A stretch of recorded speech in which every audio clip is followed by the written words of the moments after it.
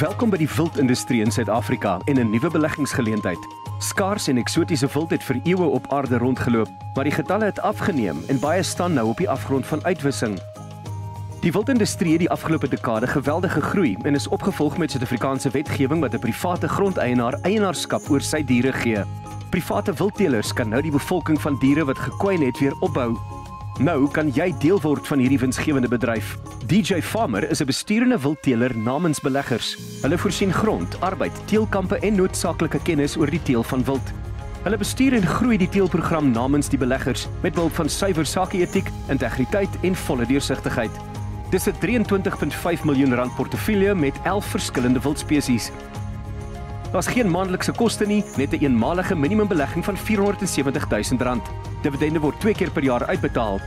DJ Farmer, 'n geleentheid om te belê in die toekoms van wild in Suid-Afrika.